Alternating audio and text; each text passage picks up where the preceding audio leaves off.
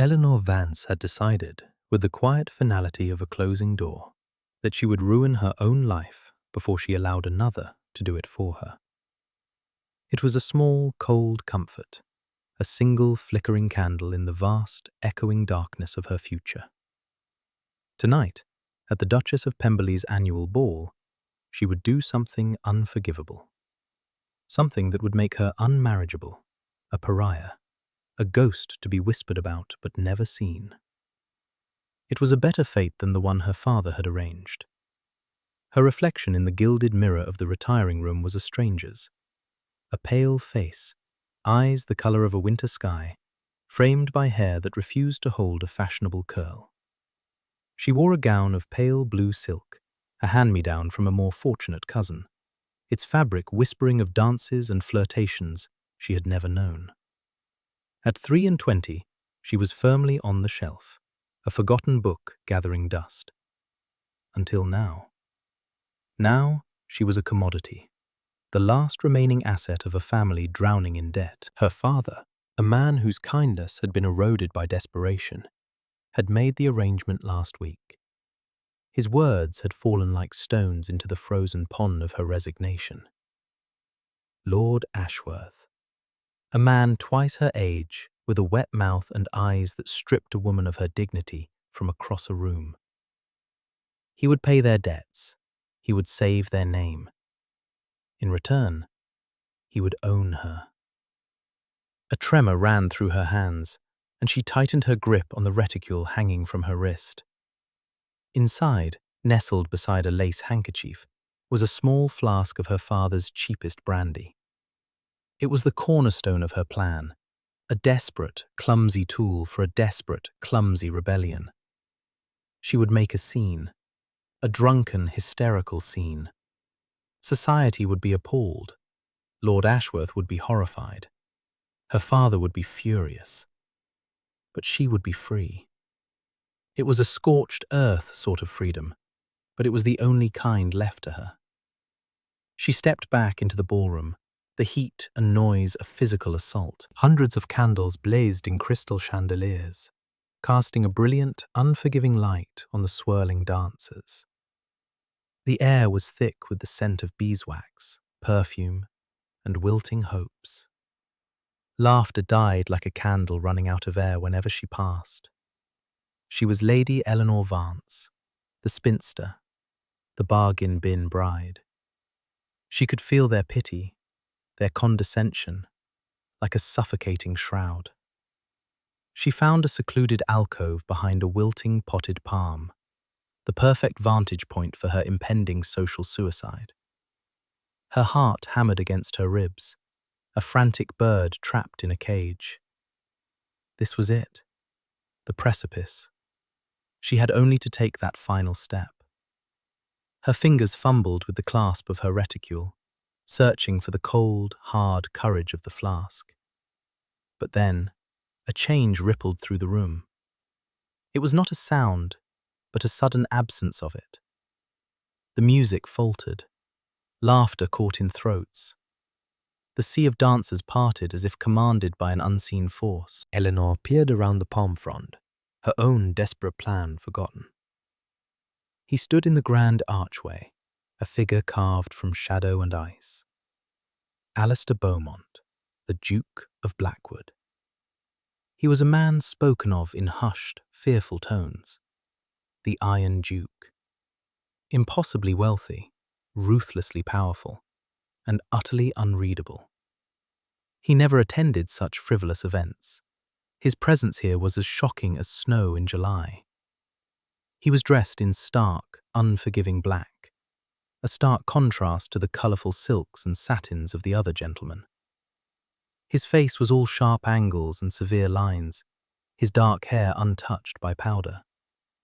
But it was his eyes that held the room captive, dark, chillingly intelligent, and utterly devoid of warmth. They swept the room once, a brief, dismissive assessment, before landing, inexplicably, on her father. The Duke moved with a predatory grace, cutting a straight path through the gawking aristocrats. He did not acknowledge anyone. He did not smile. He simply advanced, his purpose a tangible thing in the suddenly cold air. He stopped before her father, a man now visibly trembling, his face ashen. Eleanor's breath caught in her throat. She was too far to hear, but she could see the rigid set of the Duke's jaw, the slight, almost imperceptible nod he gave. Her father, looking utterly bewildered, nodded back. The Duke's gaze then moved, a slow, deliberate turn of his head, and found her. For a single, terrifying second, the entire glittering ballroom ceased to exist. There was only the weight of his stare. It was not like Lord Ashworth's leering gaze, nor was it the pitying glance of others. It was something else entirely. It was intense, analytical, as if he were memorizing every line of her face, every frayed thread on her borrowed gown. Then, just as quickly, he turned and was gone, melting back into the shadows from which he had come. The ballroom erupted in a frenzy of whispers. The music stuttered back to life, but the spell of the evening was broken. Eleanor felt a chill creep over her skin that had nothing to do with the draft from the terrace doors. A few moments later, her father was at her side, his hand gripping her elbow with bruising force. "Come," he said, his voice a raw, shaky whisper. "We are leaving." He did not speak again until they were in the rattling carriage, her mother weeping softly into a handkerchief beside them. He stared out at the dark streets of London, his profile etched with a mixture of terror and disbelief. "The arrangement with Lord Ashworth is off," he finally said, his voice hollow. A fragile, treacherous hope fluttered in Eleanor's chest.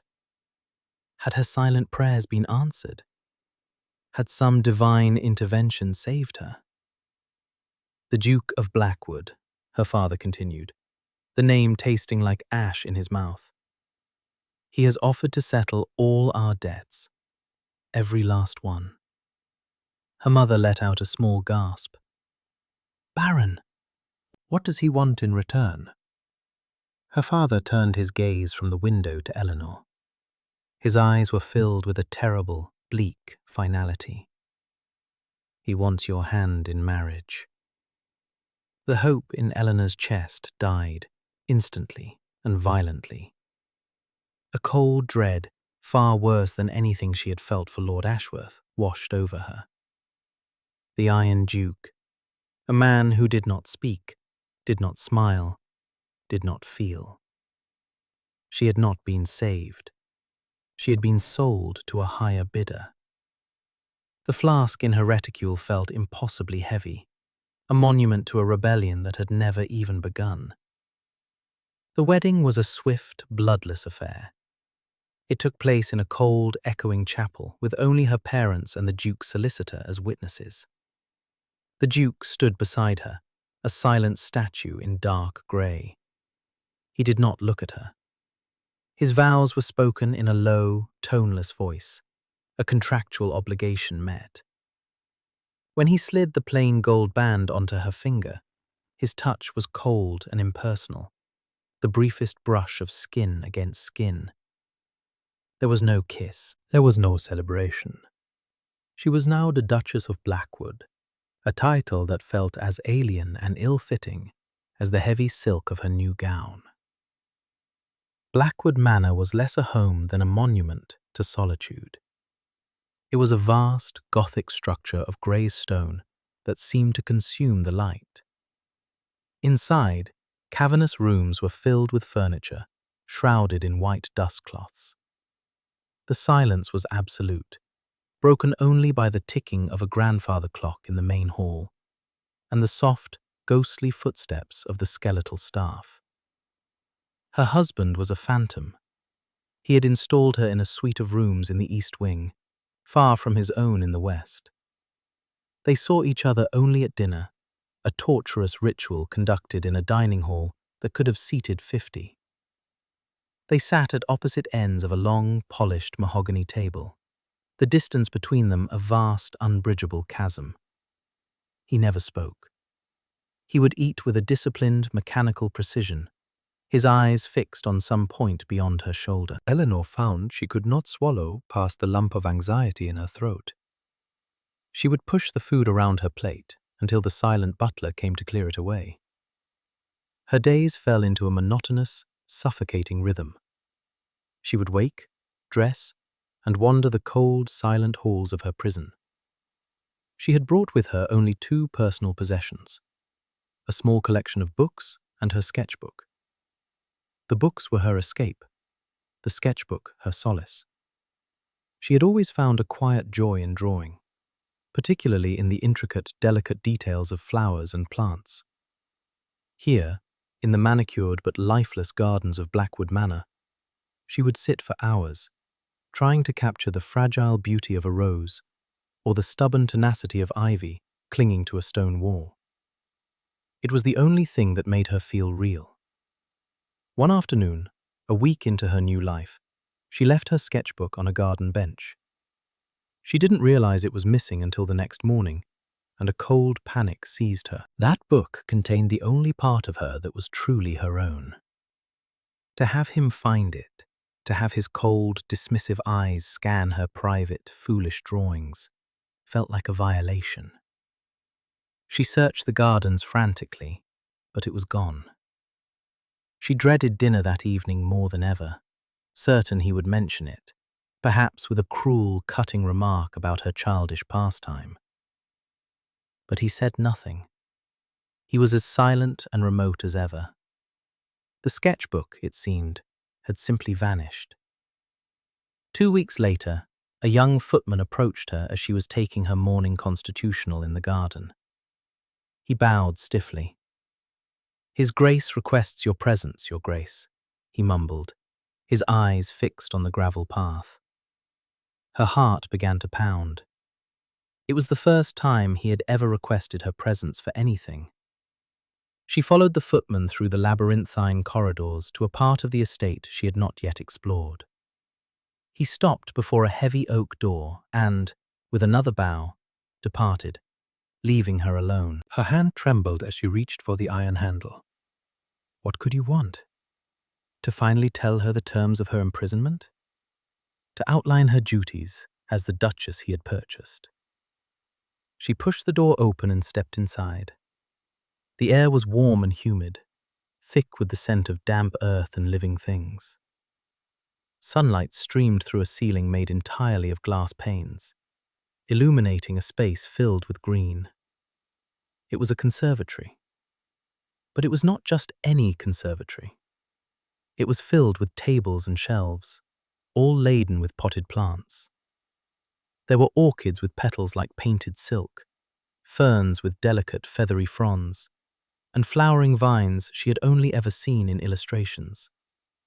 In the center of the room, on a simple wooden easel, sat her sketchbook, open to a detailed drawing of a wild orchid.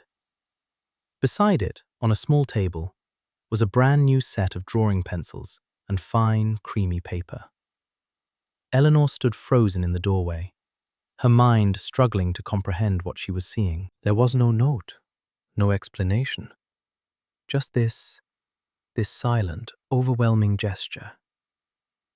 She walked slowly into the room, her fingers trailing over the velvety leaf of a begonia. She picked up her sketchbook. It was undamaged. Someone had simply found it and returned it. But this room, this had been built for her. He had seen her drawings, understood her quiet passion, and had given her this sanctuary. The Iron Duke, the cold, ruthless man she had married, had done this. The knowledge was a crack in the icy facade of her resignation. It did not make sense. A man who bought a wife as a business transaction did not build her a private world for her hobbies. It was a puzzle, and for the first time since her arrival, a flicker of curiosity stirred within her. Who was Alistair Beaumont? That evening at dinner, she dared to look at him, truly look at him, for the first time. She searched his face for some sign, some clue to the man behind the mask. But there was nothing. His expression was as impassive as ever. "Thank you," she said, her voice sounding unnaturally loud in the cavernous room. His eyes lifted from his plate and met hers. There was a flicker of something in their dark depths. Surprise, perhaps? He gave a single, curt nod, and then his gaze dropped back to his plate. The wall of silence was back in place. But Eleanor knew now that it was a wall. And walls, she knew from her study of ivy, could have cracks. Their first public appearance as a married couple was a dinner party hosted by the Earl of Danbury. Eleanor dreaded it. She knew she would be the main attraction, the subject of every whispered conversation. The plain spinster who had somehow snared the untouchable Duke of Blackwood. She dressed with care, choosing a simple gown of deep emerald velvet. It did little to make her feel confident. As she descended the grand staircase, she saw him waiting in the foyer. He was watching her, his expression unreadable as always. But his gaze was intent. For a moment, she felt a strange warmth spread through her chest. Then he looked away, and the moment was gone. The carriage ride was silent. The air between them was thick with unspoken things. He did not look at her, but she felt his presence beside her, a solid, unyielding force. It was not comforting, but it was substantial. The Danburys' home was ablaze with light and sound. The moment they were announced, a hush fell over the room. Every eye turned to them. Eleanor's fingers tightened into fists at her sides, her nails digging into her palms. She could feel the weight of their scrutiny, their judgment. She felt her husband shift slightly beside her, a subtle movement, but she sensed it was a deliberate placement of himself between her and the worst of the stairs. The evening was an ordeal. She endured the thinly veiled questions, the false smiles, the condescending pleasantries. The women assessed her gown, her jewels, her very existence, and found her wanting. The men looked at the Duke with a mixture of awe and fear, and at her with utter bafflement. It was Lady Isabel Finch who finally gave voice to the malice that hung in the air. Lady Isabel was a celebrated beauty, a diamond of the first water, who had once made it her public ambition to become the next Duchess of Blackwood. His Grace's sudden marriage to a nobody like Eleanor had been a bitter, public humiliation for her. She cornered Eleanor near the refreshment table, her smile as sharp and beautiful as a shard of glass. "My dear Duchess," she purred, her voice carrying just enough to be overheard by those nearby. "One must congratulate you. It is not every day a lady of modest means manages to secure such a spectacular prize. You must tell us all your secret. Was it cleverness, or simply desperation?" The insult was clear, the implication that Eleanor had trapped the Duke into marriage. A hot flush of shame and anger rose in Eleanor's cheeks. She opened her mouth to reply, though she had no idea what she would say, but a voice, low and cold as the grave, cut through the air behind her. "The only secret, Lady Isabel," the Duke said, "is why you imagine your opinion to be of any consequence." Eleanor had not even heard him approach. He stood directly behind her, a towering, menacing presence. The small circle of listeners gasped. Lady Isabel's perfect smile faltered, her face paling. The Duke's eyes were like chips of flint. He took a deliberate step forward, forcing Lady Isabel to take a step back. "My wife's presence is the only prize in this room," he continued, his voice dangerously soft. "And it is a prize you will never be worthy of. Now, if you will excuse us, the air in this corner has grown rather stale." He placed a hand on the small of Eleanor's back, a firm, possessive pressure that sent a jolt through her.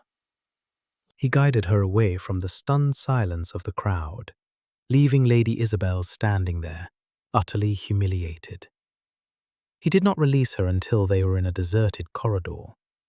He dropped his hand, as if her dress had burned him. He turned to her, his face a mask of cold fury. "Are you unharmed?" he asked, his voice clipped. Eleanor could only nod, her throat too tight to speak. She was shaking, not from fear, but from a dizzying mix of emotions. She had been insulted, yes, but she had also been defended, fiercely, publicly. The Iron Duke, who cared for nothing and no one, had just socially eviscerated one of the most powerful belles of the ton for her sake. "Good," he said, his jaw tight. "We are leaving." The ride home was even more silent than the ride there, but the silence had changed. It was no longer empty. It was charged, heavy with the aftershock of his actions. Eleanor stole glances at him. He stared out the window, his profile rigid, but she saw the muscle jumping in his jaw. He was not calm. He was furious. But his fury had been on her behalf. The puzzle of her husband grew more complex, more maddening. These acts of quiet consideration, the conservatory, this public defense, they were at war with the cold, distant man who shared her name but not her life. She felt as though she were living with two different people, the silent, remote Duke and a hidden, fiercely protective stranger. And she was beginning to fear that it was the stranger who was capturing her unwilling heart. The following week, her mother came to call. It was a visit Eleanor had been dreading. Her mother swept into the grand, cold drawing room of Blackwood Manor, her eyes wide, taking in the opulent but cheerless surroundings.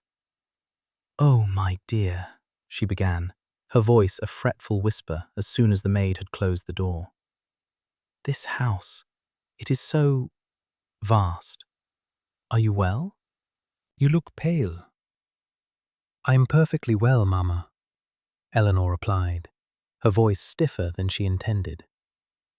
Her mother twisted a lace handkerchief in her hands.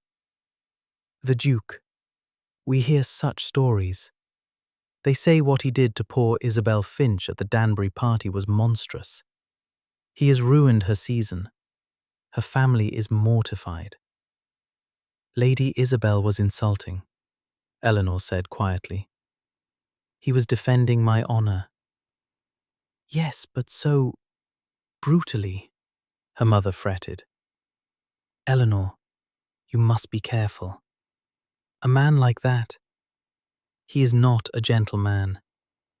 You must try to please him, to soften him. It is a wife's duty to create a warm and pleasant home." She looked around the cavernous, silent room. "You have not done much of that here, have you?" The words, meant as concern, felt like a judgment. Eleanor was a failure as a commodity. She had been purchased to provide a service, to be a pleasing wife, and she was failing. The familiar feeling of powerlessness washed over her. "I do not know how to please him, Mama," she confessed, her voice barely a whisper. "I do not know him at all." "You must try, child," her mother urged, "for all our sakes." After her mother left, a cold despair settled back over Eleanor. Her brief flicker of curiosity about her husband was extinguished by the chilling reminder of her role. She was a transaction. His defense of her was not about her, but about his possession. Lady Isabel had insulted his property, and he had reacted accordingly. The conservatory was likely just an indulgence for a prized mare, a way to keep his investment placid. That night, she couldn't sleep. The silence of the manor pressed in on her. Restless, she slipped out of her room and wandered the moonlit corridors. She found herself drawn to the west wing, his wing, a part of the house she had never dared to enter. A sliver of light shone from beneath the door of what she assumed was his study. Drawn by an impulse she didn't understand, She crept closer. The door was slightly ajar. She peered through the narrow opening. Alastair sat at a massive desk, but he wasn't working. He was slumped in his chair, a half-empty glass of brandy in his hand, staring into the dying embers of the fire. The severe control he usually maintained was gone. In the flickering firelight, the Iron Duke looked broken. His face was etched with a profound loneliness, a weariness so deep it seemed to weigh down his very bones. Her heart constricted. This was not the cold, unfeeling automaton she saw at dinner. This was not the ruthless enforcer who had silenced Lady Isabel. This was a man utterly alone, drowning in a silence even more profound than her own. She backed away from the door, her heart pounding. She had seen behind the mask, and what she saw was not a monster, but a man in pain. The confusion returned, stronger than ever. Who was he, and why was he so determined to hide himself from the world, and from her? The need to know became a physical ache. The silence between them was no longer just an absence of words. It was a living thing, a barrier she had to break through or be crushed by. She could not live like this, a ghost in a house with another ghost. The next evening at dinner, she did not wait for him to ignore her. As the soup was served, she set down her spoon and looked directly at him, down the long, polished length of the table. "Why?" she asked, her voice clear and steady, though her hands were trembling in her lap. He looked up, his brow furrowed slightly. "I beg your pardon?" "Why did you marry me?" she pressed on, emboldened by his attention. "Do not tell me it was for my dowry, because I had none. Do not tell me it was for my connections, because my family is ruined. I am not a great beauty. I have no particular accomplishments. I am nothing. So why, Your Grace? What was the purpose of this transaction?" He stared at her, his face unreadable. For a long moment, the only sound was the ticking of the clock. She thought he would not answer, that he would simply rise and leave her there. But instead, he placed his napkin on the table and stood. "Come with me," he said, his voice quiet but firm. Her heart leaped into her throat. She rose and followed him out of the dining hall, through the labyrinth of corridors, to a part of the manor she had never seen. He stopped before a heavy, dust-covered door at the end of a forgotten wing. He produced an old iron key and unlocked it. The hinges groaned in protest as he pushed it open. The room was small and bare, filled with furniture covered in ghostly white sheets. Dust motes danced in the single shaft of moonlight slanting through a grimy window. In the center of the room stood a small, uncovered table. On its surface lay a single object, protected under a glass dome. He led her to the table. He did not speak, simply gestured for her to look. Eleanor peered through the glass. It was a pressed flower, a simple, common wildflower, a bluebell. Its color faded with time, but its delicate shape perfectly preserved. She stared at it, confused. "I don't understand." "Your first season," he said, his voice rough, as if the words were being dragged from him. "The Ashworth's garden party. You wore a white dress, and you had these flowers woven into your hair." The memory came back to her in a dizzying rush. She had been 17, full of nervous hopes. She remembered feeling plain and awkward amidst the confident debutantes. She remembered a flower falling from her hair as she stooped to pat a friendly dog. She had thought it lost. "You were standing by the fountain," he continued, his gaze fixed on the flower, not on her. "You were laughing. A real laugh, not the polite tittering of the others. It was the most beautiful sound I had ever heard. I was watching from the shadows of the colonnade. I had been watching you all afternoon." Eleanor's mind reeled. The Duke of Blackwood? At a garden party? Watching her? "I had a reputation, even then," he said, a bitter edge to his voice. "The Iron Duke. Cold. Ruthless. My father had seen to that. He raised me to be an instrument of his ambition, not a man. I knew nothing of laughter or warmth. And then I saw you. You were like sunlight. And I knew that my darkness would only extinguish you." He finally turned to look at her, and his eyes were filled with a raw, agonizing vulnerability she had never imagined possible. The mask was gone. This was Alistair. "So I kept my distance," he whispered. "I watched you from afar, for years. I saw society and its cruelties chip away at your light.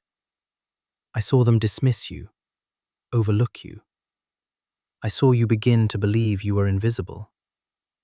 And it killed me. I was a coward. I was afraid to approach you, certain I would only bring you misery." He gestured around the dusty room. "This was to be my whole life, alone, with my title, my fortune, and my regrets." "Then I heard of your father's ruin," he said, his voice thick with emotion. "I heard he was going to sell you to Ashworth, a man I knew to be a degenerate and a brute. The thought of his hands on you, it was more than I could bear. I knew I had to act, but I was still a coward.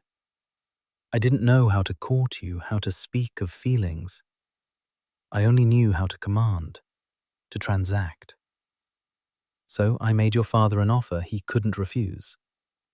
I thought I could save you, at least. I could give you my name, my protection, my fortune, and leave you in peace. I would rather you hate me in safety than suffer under that man." He looked down at his hands, which were clenched into white-knuckled fists. "The marriage contract. It was the only way I knew how to ask. I was buying you, yes, but I was buying you to set you free, not to own you. I never intended to be your husband, only your guardian." Eleanor stood there, speechless. The entire foundation of her world shattered and remade in an instant. The silence, the distance, the separate wings. It hadn't been rejection. It had been a clumsy, misguided attempt at protection. The conservatory, his defense against Lady Isabel, they were not the actions of an owner protecting his property. They were the desperate, silent gestures of a man who had been in love with her for 6 years. Tears welled in her eyes, blurring the sight of the lonely man standing before her. She saw it all now. The profound loneliness she had glimpsed through the study door was the cage he had built for himself, because he believed he was a monster who did not deserve the light. She did not think about the years of lost time, of the silent observation that could be seen as unnerving. All she felt was a wave of overwhelming empathy for the boy who had been raised to be an instrument, not a man, and for the man who loved so deeply, but believed himself incapable of expressing it. Slowly, she reached out and laid her hand on his clenched fist. His entire body went rigid at her touch. "You are not a monster, Alistair," she whispered, the name feeling both strange and perfectly right on her tongue. He flinched, his gaze finally meeting hers. Hope and fear warred in his dark eyes. "Eleanor," he breathed, her name a prayer. "All this time," she said, her voice trembling, "I thought I was invisible. I felt like a ghost. But you saw me. You always saw me." A tear escaped and traced a path down her cheek. "I saw you too, you know. That day at the garden party. You were so tall and serious. You frightened me, but I never forgot you." A sound escaped his throat, a mix between a sob and a laugh.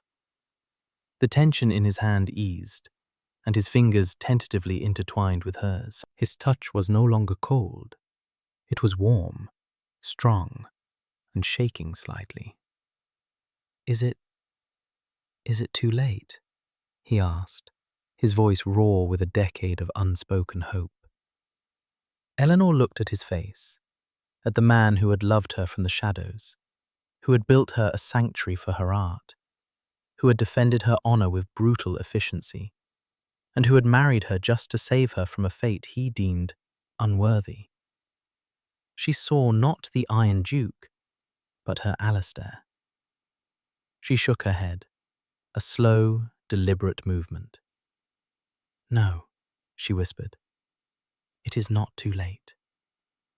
He raised his other hand, his movements hesitant, as if he feared she might vanish. He gently brushed the tear from her cheek, his thumb lingering on her skin. He leaned in, his eyes searching hers for permission. She gave it with a slight nod, her heart hammering not with fear, but with a dizzying, soaring hope. His lips met hers.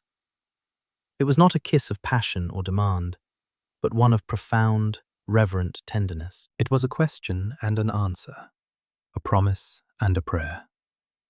It tasted of loneliness and patience, of regret and a new, fragile beginning. In that single, gentle kiss, the walls between them crumbled into dust, and the silence that had defined their lives was finally, blessedly, broken. 1 year later, sunlight streamed through the tall, open windows of Blackwood Manor, illuminating the dust motes dancing in the air like tiny, golden sprites. The white sheets had long been removed from the furniture, and the cavernous rooms were now filled with the scent of lemon polish and fresh flowers from the gardens. The oppressive silence was gone, replaced by the soft rustle of turning pages, the distant clink of teacups, and sometimes the sound of quiet laughter. Eleanor sat in her conservatory, which was now a riot of thriving, exotic life.